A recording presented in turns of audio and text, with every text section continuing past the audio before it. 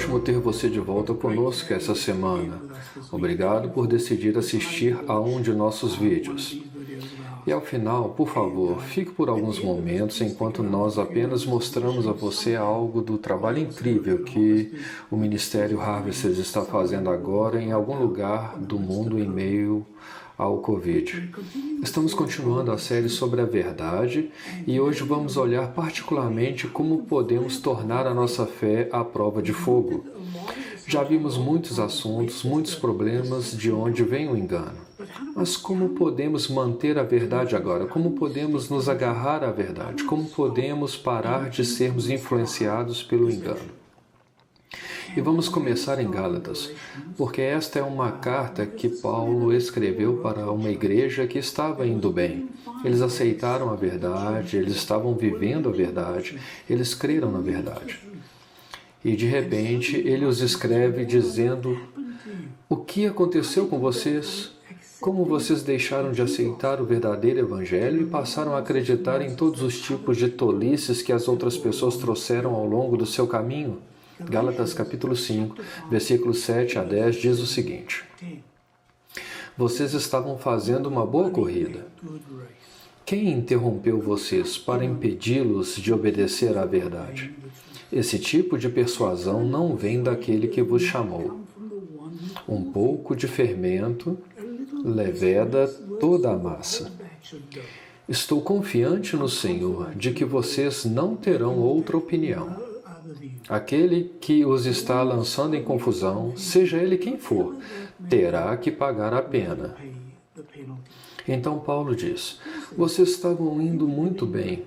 E então alguém veio em ângulo e eles te cortaram na frente e fizeram vocês se afastarem de obedecer à verdade e começaram a persuadi-los a fazerem e acreditarem em coisas que vocês não deveriam. E então ele diz que um pouco de fermento leveda toda a massa. E o que ele está basicamente dizendo é que não é preciso mentir muito para tirá-los da tangente. Você não tem que engolir toneladas de mentiras para errar o alvo. Basta um pouco para que opere por meio de sua fé, para que o engano venha e encontre raízes em seu coração, se você se expuser a ele. E com o tempo isso produz frutos, e este é o problema com esses Gálatas. Eles permitiram que pessoas viessem, que supostamente tinham autoridade e que falavam com grande convicção e pareciam saber do que estavam falando, para afastá-los do verdadeiro evangelho e para trazê-los de volta à lei, no caso deles.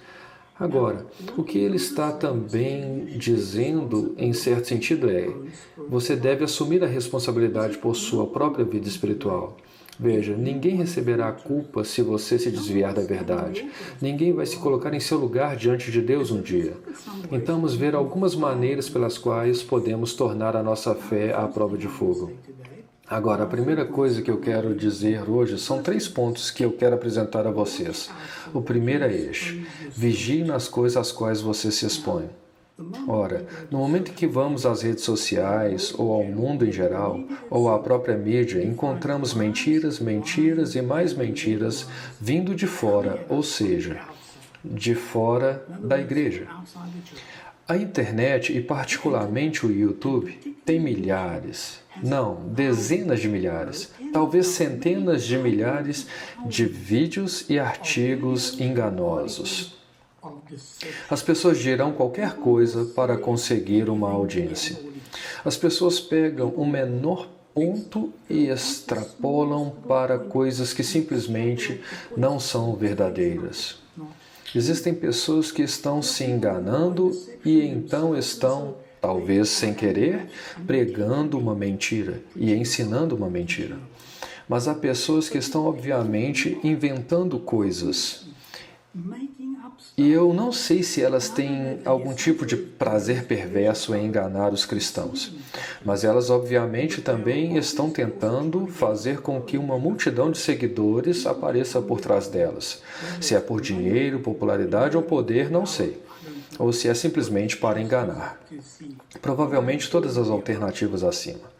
Agora, o problema é que há tantas coisas por aí e é realmente difícil saber em que acreditar, e você tem que ter o espírito de discernimento. Tenho um amigo que é advogado e de vez em quando ele me manda algo e diz: "O que você acha disso?"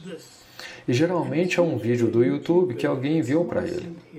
Alguém que está tentando convencê-lo de algum ponto de vista, ou está atrás da última grande notícia, ou a mais sensacional que puderam encontrar, e então enviaram para ele. E obviamente algo no espírito dele diz: "Uau, há algo errado aqui." E muitas vezes ele envia para mim e para outros e diz: "O que vocês acham disso?" E geralmente eu apenas digo que é um absurdo, é uma besteira, e às vezes eu já vi ou tenho alguma referência que posso dar a ele para mostrar a ele por que não deveria gastar tempo com isso. O problema é que há muito disso. E muito disso é tão convincente que as pessoas comuns como nós podem ser facilmente engolidas por isso. E antes que você perceba, você já está enviando para outra pessoa. E antes que você perceba, isso se espalha como um incêndio e se torna viral. E de repente há muitas pessoas acreditando nisso. A mesma coisa acontece quando começamos a ler livros de pastores celebridades e outros que publicam porque estão tentando ganhar dinheiro, ou publicam no mundo acadêmico, é publicado ou perece. E então há tantas coisas por aí que contradizem as Escrituras e de alguma forma peneiramos tudo. Temos que nos isolar completamente. Qual nem sempre é a melhor solução. Então, qual é a solução aqui? Bem, para começar, faça alguma pesquisa. Antes de você só passar alguma informação ou engolir o anzol e a isca, pesquise no Google quem está falando. Use a internet para saber mais sobre a pessoa que está propagando isso. Então, às vezes veremos alguém que diz algo que realmente apoia alguma ideia que eu já tenha, ou alguma posição que eu sustento, ou sustenta crenças ou preconceitos semelhantes a mim. E então, quando percebemos isso, simplesmente aceitamos imediatamente. E então, se você for e pesquisar essa pessoa no Google, você descobrirá que ela faz declarações ultrajantes. Você não pode confiar na fonte. E o problema com a internet, às vezes, é que ela é muito anônima. E que algumas das coisas mais sensacionais sobre a Covid vieram de pessoas que realmente não existem ou usam nomes falsos. Mas qualquer coisa que seja espiritual, teológica, nós precisamos saber a quem temos ouvido. Em outras palavras, você não pode se assentar-se aos pés de qualquer pessoa. A segunda área de cautela que tenho para você hoje é: avalie sua principal fonte de ensino. De novo, no mundo de hoje existem mentiras, mentiras e mais mentiras, mas também vindas de dentro da igreja. E isso é tão triste que hoje muitas das mentiras são encontradas no púlpito, bem na igreja, vindo de pessoas em quem devemos confiar. Portanto, você precisa avaliar o padrão de ensino em sua própria igreja. O problema que vemos é que muitas denominações inteiras, se afastaram da verdade e agora estão ensinando algo com um padrão menor do que a Bíblia. E muitos deles foram influenciados pela cultura. Falamos sobre isso na semana passada, sobre a influência da cultura na verdade e na igreja. E, portanto, não é apenas um pastor individual, mas às vezes denominações inteiras mudaram e caíram em erro, e em sério erro doutrinariamente. E então, se você cresce naquela igreja, ou aquela igreja estivesse seguindo a Cristo e realmente fosse como os Gálatas, que estavam fazendo a coisa certa e crendo na coisa certa, e então, de repente, surge o ensino que os leva para fora do centro, e antes que você perceba, eles estão em apostasia, eles estão longe de Deus. E então, quando avaliamos, não se trata apenas do estilo. Eu gosto da maneira como o cara prega? Ou o seu valor de entretenimento para aquele assunto? ou sentir-se bem com o sermão, sair se sentindo bem, ou porque ele é popular. Você tem que avaliar de acordo com a verdade. Você precisa olhar para o conteúdo bíblico do ensino da igreja e você tem que avaliar sua exatidão bíblica. Você vai dizer, mas por que eu devo fazer isso? Sou apenas, você sabe, um membro comum da igreja. Creio e amo a Deus e estou confiando em meu pastor para me alimentar. Bem, você pode ver que este é o problema que temos hoje, e é que o que eles estão lidando como alimento pode ser problemático, e você precisa assumir a responsabilidade por sua própria vida espiritual. Você não pode passar essa responsabilidade para outra pessoa, você precisa encontrar um lugar que ensine a palavra de Deus. Agora você vai me dizer, mas e a lealdade? E quanto à lealdade à denominação? Ou a lealdade aos meus amigos da igreja? Eu não posso simplesmente abandoná-los, ou a lealdade à igreja local, lealdade ao pastor. Você pode amar o cara e sua família. Ele pode ter abençoado você em algum momento de sua vida. Mas não é isso o que vamos ver hoje. Precisamos entender que se ele não está ensinando a verdade, você não pode permanecer ali. Você pode amar alguém e discordar. Você pode amar alguém e não se submeter a seus ensinamentos todos os dias ou pelo menos uma vez por semana. Você precisa ser mais leal ao Senhor. Sua lealdade deve ser à palavra de Deus. Veja, você pode fazer outra pergunta quando se trata de lealdade. E isto é, quão leal a igreja está sendo a Cristo? Quão leal ela tem sido à verdade bíblica? Quão leal ela tem sido para com os cordeiros que está alimentando? Está alimentando você ou envenenando você? É triste que hoje tenhamos que falar sobre isso. E temos que dizer que uma igreja pode não estar alimentando os cordeiros, mas envenenando-os. Mas, infelizmente, esta é a verdade.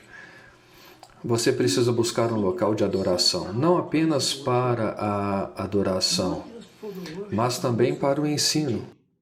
Encontre um lugar onde você possa adorar e se alimentar. Não apenas alimente suas emoções, por ir atrás da experiência da adoração, mas alimente seu coração, mente e espírito, certificando-se de que você está sob a verdade. Com a terceira maneira é que você pode garantir que a sua fé seja a prova de fogo, e é ter certeza de que você conhece a verdade. Como você faz isto? Estudando a palavra de Deus e tendo um relacionamento com Jesus Cristo e entendendo como o Espírito Santo nos conduz à verdade, e não apenas a qualquer coisa que eu queira que o Espírito Santo me diga. Portanto, precisamos estudar a palavra de Deus por nós mesmos. Se você estuda a mentira, você tem que estudar cada mentira para saber quais são as mentiras. Quando jovem, como um jovem pastor, passei muito tempo estudando os cultos, tentando entender de onde são as suas origens, porque são falsas ou porque dizem o que dizem e assim por diante. E eu também estudei o ocultismo de uma perspectiva bíblica e o que há de errado com ele e tentei entender por que as pessoas correm atrás de práticas ocultistas. Mas eu percebi com o tempo que isso são apenas estudos de uma vida inteira. E se eu passasse mais tempo entendendo a verdade, seria capaz de reconhecer a mentira a qualquer momento. E o que acontece é quando nos expomos à palavra de Deus, à medida que nos aprofundamos em nosso relacionamento com Jesus, que é a verdade, a vida e o caminho, à medida que caminhamos no Espírito da verdade, o que acontece é que quando encontramos um falso ensino, há uma restrição em nosso espírito e imediatamente algo toca um sino e diz: "Uau, isso não parece certo." Veja, não devemos ser tão crédulos, não engolimos todos os novos ensinamentos. Não ficamos impressionados com cada suposto milagre. Agora, isso não é ser cínico, é ser cuidadoso. Não andamos atrás de cada mestre popular. Ouvimos o que as pessoas dizem, como os bereanos, examinando as coisas, especialmente não apenas antes de aceitá-las, mas especialmente antes de propagá-las. E quanto mais somos expostos, mais temos que voltar às Escrituras e dizer: é isso que Deus diz em sua palavra? Veja você que a palavra de Deus é o único lugar seguro, é a única verdade objetiva à qual podemos retornar. É o lugar que vamos para descobrir a vontade de Deus e é o lugar que revela o conhecimento de Deus. Agora, alguns dirão: bem, nós somos apenas guiados pelo Espírito Santo.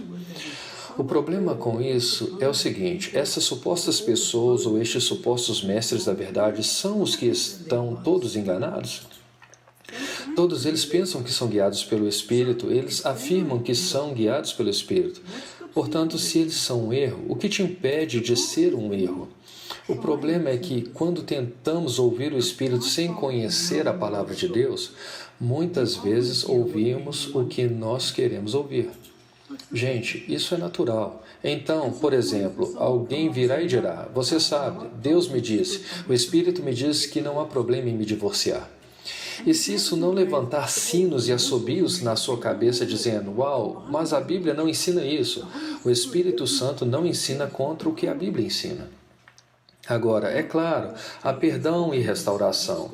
Não estou dizendo que isso não faça parte da nossa vida. É claro, quando cometemos um erro, podemos buscar a misericórdia e a graça de Deus e você recebe, nós recebemos, mas não podemos atribuir nossos erros à liderança do Espírito.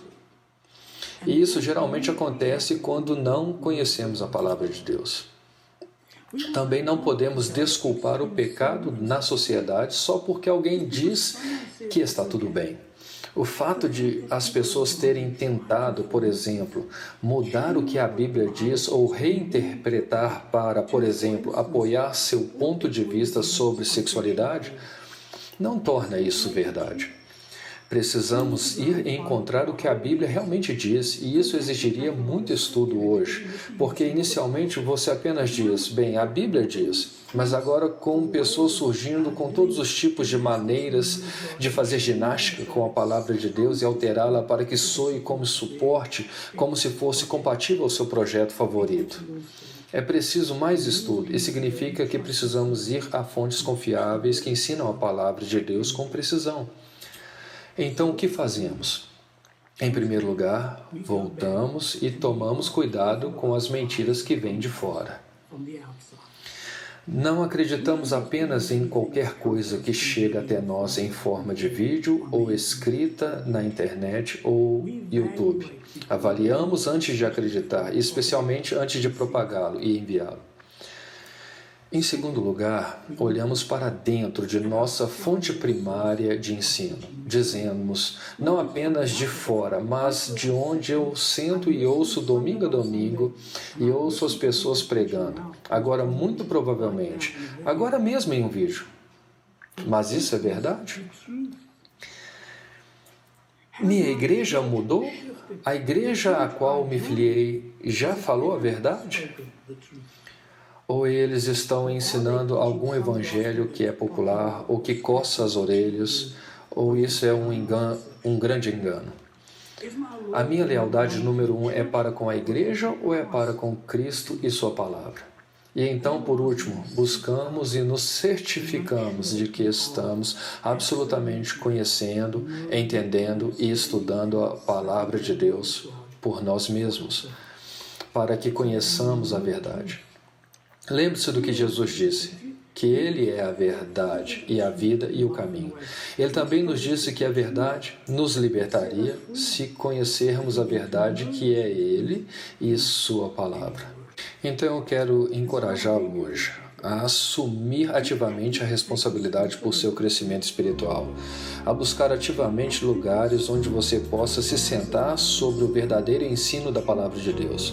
Mas certifique-se de que você está estudando por si mesmo também. E, portanto, quando fizermos isso, vamos discernir a verdade. Vamos discernir as mentiras que aparecem em nosso caminho e voltar para a palavra de Deus e dizer: não, esta é que é a verdade. Que Deus te abençoe essa semana. Não deixe o diabo roubar seu tempo. Reserve um tempo para entrar na palavra de Deus. Que Deus te abençoe. Espero que você tenha uma semana incrível e que sirva a Deus com tudo em sua posse, tudo em sua mente e coração e alma e espírito. Deus te abençoe.